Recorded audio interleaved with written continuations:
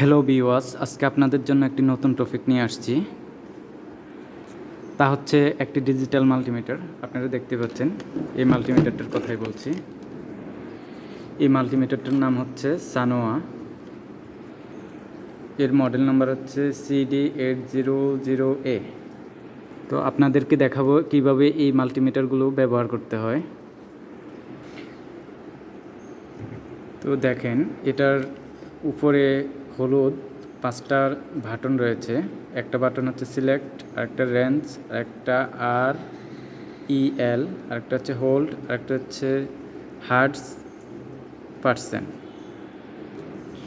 আর এখানে নবের পাশে দেখতে পাচ্ছেন অফ, বি মানে ভোল্টেজ, সমানের মতো একটা চিহ্ন দেখতে পাচ্ছেন, এটা হচ্ছে ডিসি চিহ্ন। আর একটা সাইন ওয়েভের মতো একটা চিহ্ন দেখতেছেন, এটা হচ্ছে এসি সাইন, অর্থাৎ এসি অল্টারনেটিভ কারেন্ট বোঝাতে এরকম সাইন ব্যবহার করা হয়।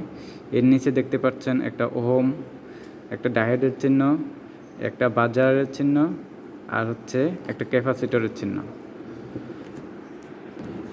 এর নিচে রয়েছে হার্টস পার্সেন্ট, এর নিচে আছে এম্পিয়ার, মিলি এম্পিয়ারের দাগ কাটা আছে এখানে, মিলি এম্পিয়ারের একটা চিহ্ন আছে, এসি ডিসি চিহ্ন দেওয়া আছে। এখানে ম্যাক্সিমাম কত রেঞ্জের এটাও দেওয়া আছে, ম্যাক্সিমাম হচ্ছে 400 মিলি এম্পিয়ার। এটা দিয়ে মেজারমেন্ট করা যাবে এই মাল্টিমিটার দিয়ে। এর বেশি মেজারমেন্ট করলে এটা পুড়ে যাওয়ার সম্ভাবনা রয়েছে। তো আপনাদেরকে এই মিটারটা কিভাবে ব্যবহার করতে হবে, এর ফাংশনগুলো, প্রত্যেকটা ফাংশন আমি দেখাচ্ছি। এখানে বেশ কয়েকটা ফাংশন আপনাদের বেশি দরকার হবে না, সচরাচর দরকার হবে ভোল্টেজ, এম্পিয়ারেরটাও দরকার হবে না। এই মিটার দিয়ে সাধারণত এম্পিয়ার মেজারমেন্ট করা হয় না, কারণ এম্পিয়ার মেজারমেন্ট করতে গেলে অনেক রিস্ক আছে, এগুলো পুড়ে যাওয়ার সম্ভাবনা অনেক বেশি। ভোল্টেজ, ক্যাপাসিটর, রেজিস্টর, ডায়োড, এগুলো আপনারা টেস্ট করতে পারেন। তো প্রথমে আমরা ভোল্টেজ কীভাবে মেজারমেন্ট করে এবং এসি এবং ডিসি ভোল্টেজ কীভাবে মেজারমেন্ট করে তা দেখাবো। ভোল্টেজ মেজারমেন্ট করার জন্য প্রথমে ভোল্টেজ সিলেক্ট করতে হবে নবটাকে। তারপরে আপনি ডিসি ভোল্ট মেজারমেন্ট করবেন নাকি এসি ভোল্টেজ মেজারমেন্ট করবেন, আপনি তা সিলেক্ট করে নেবেন। এখানে সিলেক্টর বাটনে প্রেস করলেই সিলেক্ট হয়ে যাবে। এসি যখন দেখেন, এখানে যখন পুশ করব তখন ডিসি হয়ে যাবে, আবার পুশ করবে এসি হয়ে যাবে। অর্থাৎ আপনি এসি না ডিসি মেজারমেন্ট করবেন তা আপনি এখান থেকে প্রেস করে আপনি এটা সিলেক্ট করে নেবেন। দেখুন, এখন আমি এই মাল্টিমিটারের এই মাল্টিপ্লাগের ভোল্টেজটা মেজার করে দেখব এখানে কত ভোল্টেজ আছে।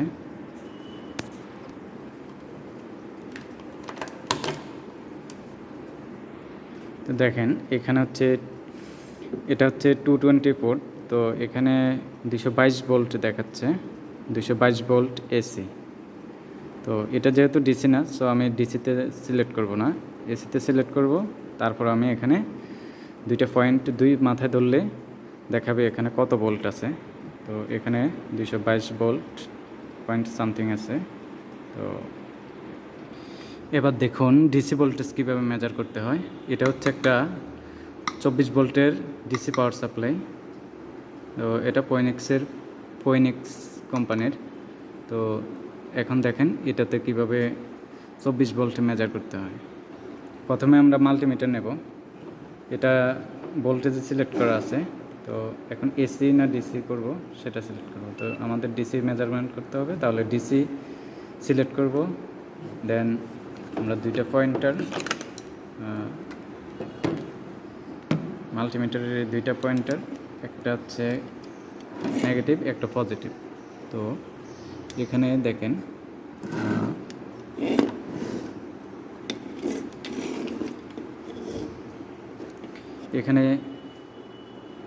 এখানে যে মাইনাস প্লাস অর্থাৎ হচ্ছে ডিসি নেগেটিভ, ডিসি পজিটিভ, ঠিক আছে। তো আমি লালটা পজিটিভে ধরবো, পজিটিভে। দেখেন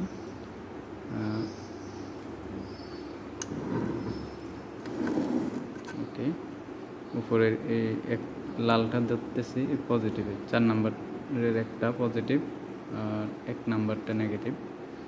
তো তো দেখেন আমাদের এখানে কত ভোল্টে দেখাচ্ছে। তো বন্ধুরা দেখুন, এখানে নেগেটিভে কালোটা ধরেছি, আর পজিটিভে হচ্ছে লালটা ধরলাম। দেখেন এখানে 24 ভোল্টে দেখাচ্ছে, বরাবর 24 ভোল্ট। তো এখানে আরেকটা জিনিস লক্ষ্য করা যায়, আমরা যদি কালোটার জায়গায় লালটা বসাই আর লালটার জায়গায় কালোটা দেই, তাহলে দেখেন কি হয়।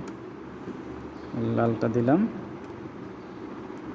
কালোটার জায়গায়, এবার দেখেন কি হচ্ছে, একটা নেগেটিভ সাইন আসছে। দেখেন নেগেটিভ সাইন, এখানে ভোল্টেজটা এভাবে দেখাচ্ছে না। তো এবার দেখুন একটা মাইনাস চিহ্ন আসছে। এটা দ্বারা বোঝানো হয় যে আপনি নেগেটিভের জায়গায় পজিটিভ ধরছেন, অর্থাৎ এটা নেগেটিভ মানে হচ্ছে মাল্টিমিটারের নেগেটিভ দেখানো মানে হচ্ছে আপনি বুঝে নিতে হবে যে আপনি পয়েন্ট, মাল্টিমিটারের যে পয়েন্টারগুলো আছে, দুইটা পয়েন্টার আছে, সেই পয়েন্টার দুইটা অপোজিট টার্মিনালে ধরা হয়েছে। অর্থাৎ পজিটিভ টার্মিনালটা নেগেটিভ টার্মিনালে, নেগেটিভ টার্মিনালটা পজিটিভ টার্মিনালে ধরা হয়েছে, এই জন্য এখানে নেগেটিভ দেখাচ্ছে। তো আপনারা এই মাল্টিমিটারের সাহায্যে পাওয়ার সাপ্লাইয়ের পজিটিভ এবং নেগেটিভ এই দুইটা আইডেন্টিফাই করতে পারবেন এইভাবে। এবার মাল্টিমিটারের অন্য সব ফাংশন দেখাবো। এরপরের ফাংশন হচ্ছে রেজিস্টার দেখাবো, আমরা কিভাবে রেজিস্টার টেস্ট করবেন। এখানে আমি অনেকগুলো রেজিস্টার নিয়ে আসছি। তো এখানে বিভিন্ন মানের রেজিস্টার রয়েছে। এই রেজিস্টারগুলো থেকে আমি দুইটা রেজিস্টার নিয়েছি। এই দুইটা রেজিস্টার এখন আমি মেজারমেন্ট করে দেখব। দেখুন এখানে দেখেন মাল্টিমিটারে কত দেখাচ্ছে, 0.978 কিলো ওহম। অর্থাৎ এটা হচ্ছে, তো আমাদের এই মানটা আসে হচ্ছে 0.984। তো এই মানটাকে আপনি ওহমসে যদি হিসাব করেন তাহলে এখানে এই মানটার সাথে 10 টু দি পাওয়ার 3 দিয়ে গুণ দিতে হবে। অর্থাৎ এইভাবে 0.984 ইন্টু 10 টু দি পাওয়ার 3, এটা দিয়ে গুণ দিলে যত পাবেন তত ওহমস। তো ক্যালকুলেটরে এটাকে কীভাবে হিসাব করবেন, প্রথমে হচ্ছে 0.984, তারপরে হচ্ছে গুণন 10 টু দি পাওয়ার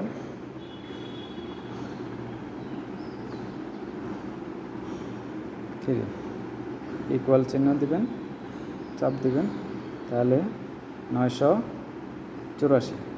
এটা হচ্ছে এত ওহমসের রেজিস্টার, 984 ওহমসের রেজিস্টার। এখন এই দুইটা রেজিস্টারকে আমি সিরিজে কানেকশন করলাম। দেখেন এবার কত মান আসে দেখি। সিরিজের দুই প্রান্তে টার্মিনাল দুইটা ধরলাম,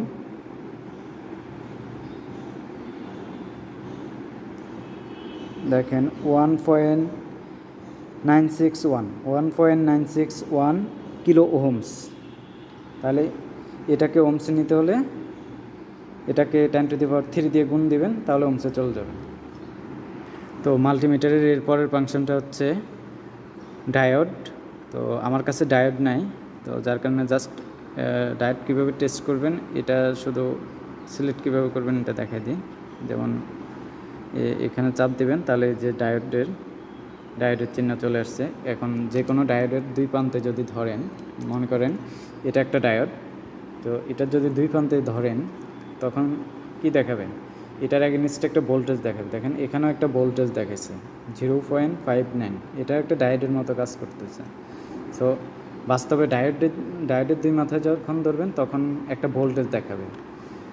তো এটা নির্দিষ্ট মানের হয়, জার্মেনিয়ামের ক্ষেত্রে এক ধরনের মান হয়, তারপরে সিলিকন ডায়োডের ক্ষেত্রে এক ধরনের মান হয়। তো দুই ধরনের মান হবে। তো ডায়োডের ভোল্টেজ সিলিকন ডায়োডের ক্ষেত্রে 0.3 এবং সিলিকন ডায়োডের ক্ষেত্রে 0.7 আর জার্মেনিয়াম ডায়োডের ক্ষেত্রে 0.3 ভোল্টেজ দেখাবে। মাল্টিমিটারের এরপরের অপশনটা হচ্ছে এখানে দেখেন অ্যালার্ম, অর্থাৎ এটা শর্ট সার্কিট টেস্ট করার ক্ষেত্রে এই ফাংশনটা দরকার হয়। তো সিলেক্ট করে আমরা এখানে চলে যাই। এখন দেখেন যে কোনো শর্ট পাথ যেমন এই রেজিস্টরের এই মাথা এখান থেকে এতটুকু পুরোটাই হচ্ছে শর্ট। তো এই দুই মাথায় আমি যদি ধরি তাহলে এটা আওয়াজ করবে, দেখেন। তো যে কোনো শর্ট কিছু, যেমন হচ্ছে এখানে একটা ফুট সুইচ আমি নিয়ে আসছি। এই ফুট সুইচটার ভিতরে normally close, normally open terminal আছে। তো এটাও আমরা এর মাধ্যমে দেখতে পারবো। দেখেন এখানে কোন দুইটা টার্মিনাল শর্ট আছে আমরা দেখি।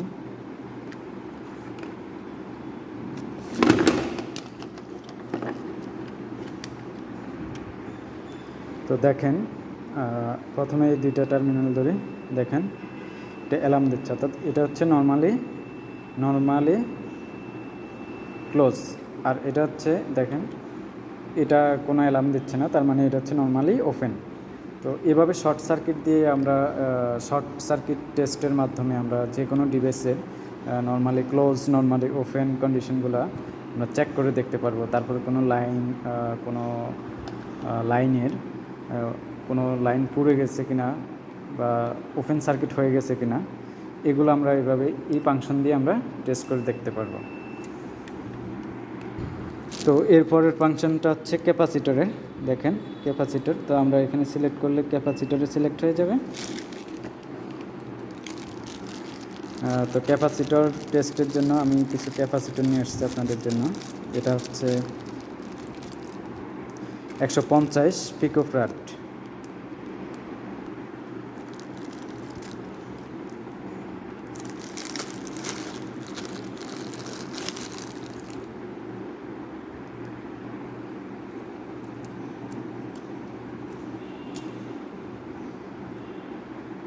তো এটা হচ্ছে সিরামিক ক্যাপাসিটর।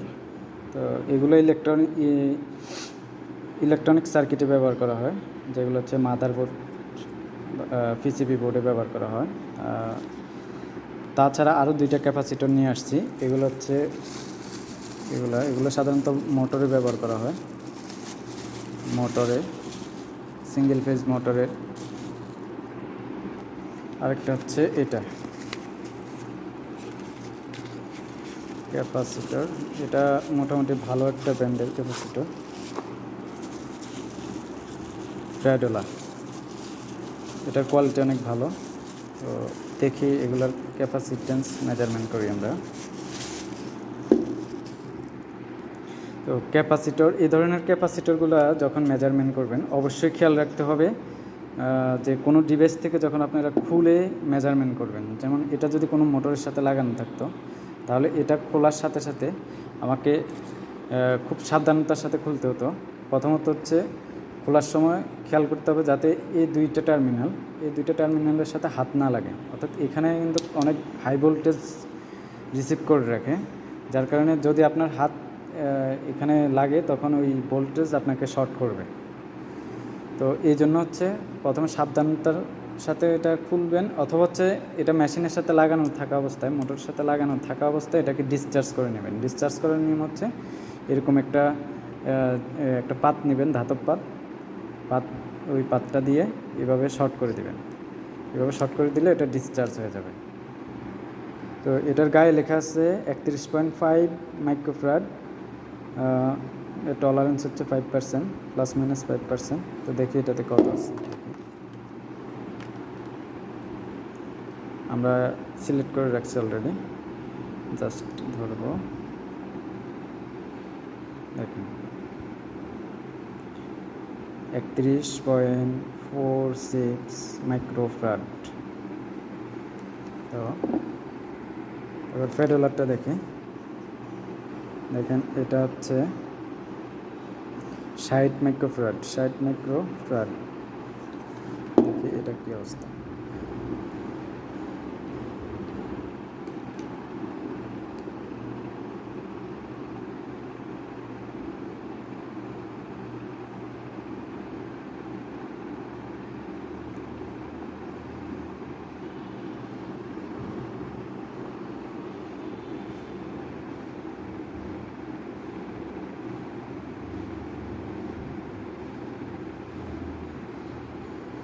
দেখেন এখানে 49.89 দেখাচ্ছে, অর্থাৎ এখানে এই ক্যাপাসিটর যাই বলা ছিল তাই নাই, তো এটার ক্যাপাসিটেন্স কমে গেছে।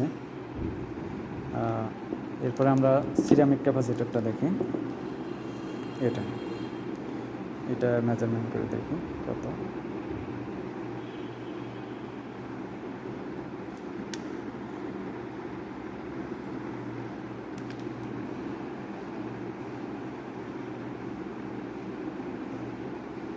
এটা হচ্ছে 1.2 1.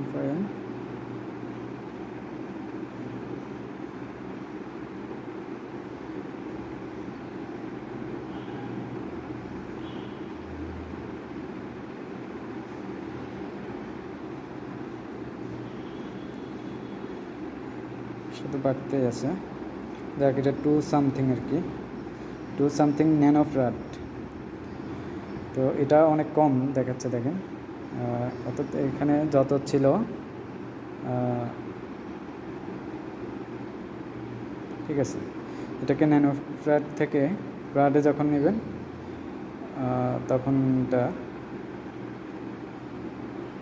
ফ্যারাডে কনভার্ট হলে কত ফ্যারাড এটা বোঝা যাবে। এরপরের ফাংশন হচ্ছে হার্টস।